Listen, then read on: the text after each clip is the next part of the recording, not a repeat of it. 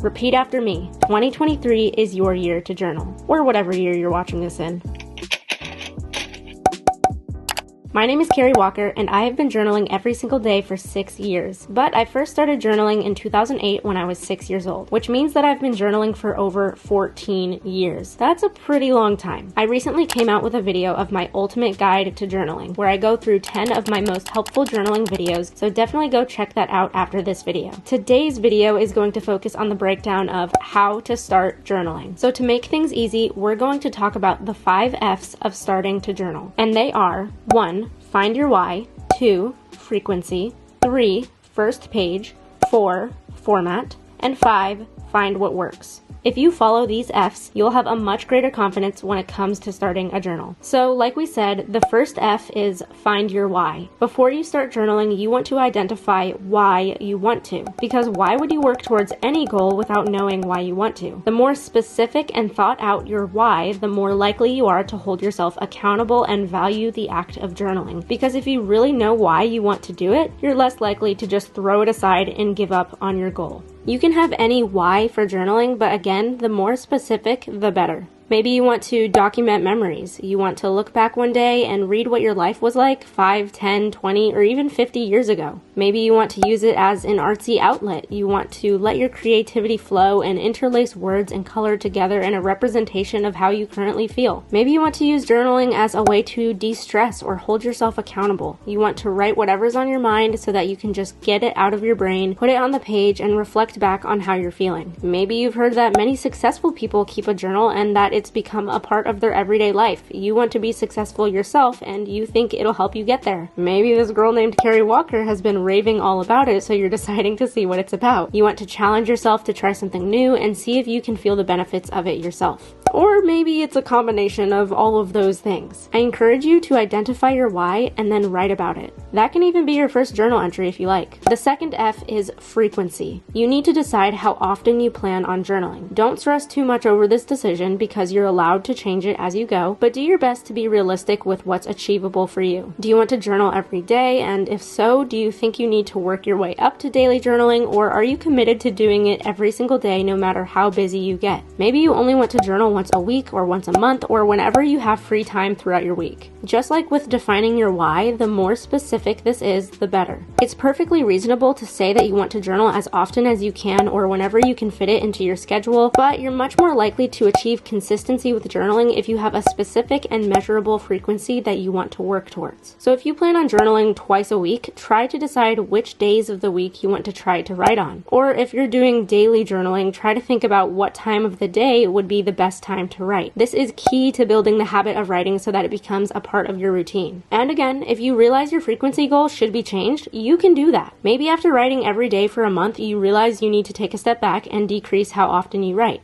Or maybe you find yourself wanting to journal more than just once a month or once a week like you originally had planned. You should try to find the balance between pushing yourself to reach your goals, but also maintaining self-awareness to know what's best for you. The third F is one of my favorites, and it's first page. For each of my journals, I like to decorate the first page to get me started in the journal and to just make it feel more of my own. To me, I think of it like breaking in a new pair of shoes. Sometimes writing in a new journal can be a little intimidating or feel a little uncomfortable, especially because writing on the very first page can feel a little scary. So decorating the front page can just be a fun way to familiarize yourself to the journal so that your first entry doesn't feel as pressuring. Obviously, you don't need to decorate the front cover if you don't want to, but for me, it helps get me excited about the new journal that I'm writing in. So I definitely recommend trying it out. And just to give you some ideas, here are some of the other front cover pages that I've decorated in case you want to use any for inspiration. The fourth F is format. This is the meat of a journal entry. When you actually get to writing in your journal, you might not really know how to format your entry. There's no one way to format your journal entries, but I thought I'd show you what I do in case you wanted to use it as a reference. So I always start my journal entries by writing 3 things: the day of the week, the time that I'm starting my journal entry, and the date.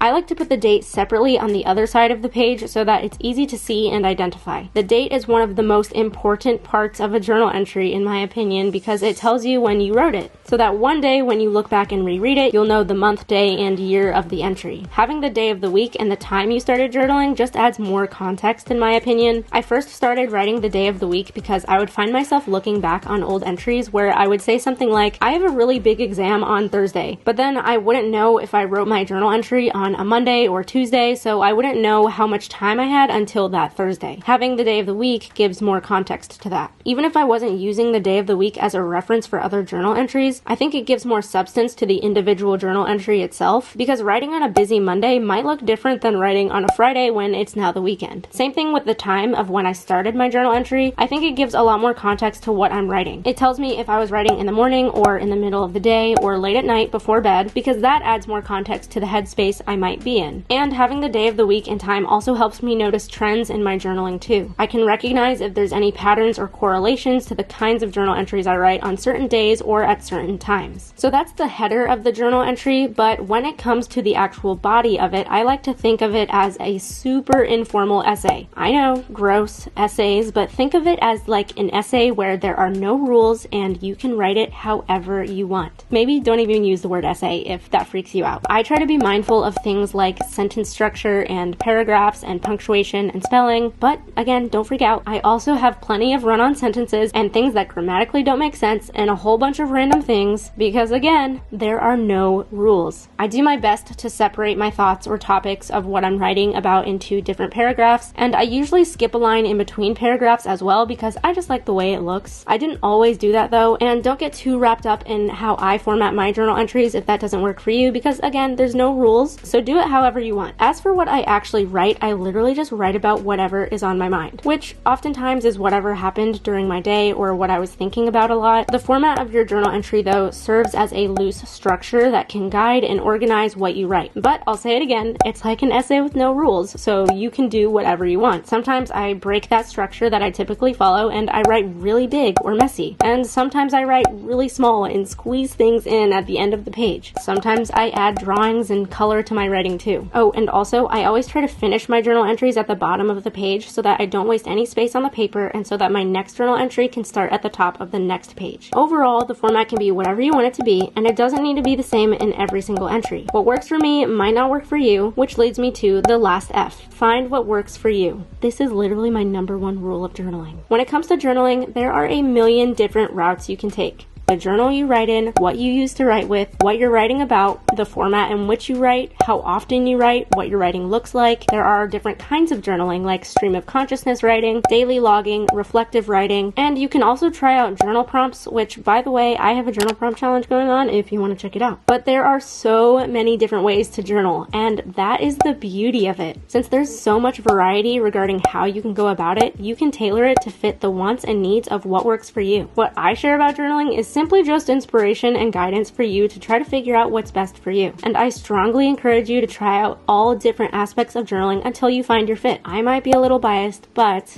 journaling can transform your life. And I do think there's a place for everyone in journaling. You just have to figure out that place for you. It might take time, discipline, and patience, but trust me, it'll be so worth it. Anyway, make sure to subscribe to the Journaling Army if you haven't already, and give this video a thumbs up if you enjoyed, and also turn on those post notifications so you'll be notified whenever I upload a video. Thank you so much for supporting me, and I will see you all in my next video. Bye guys!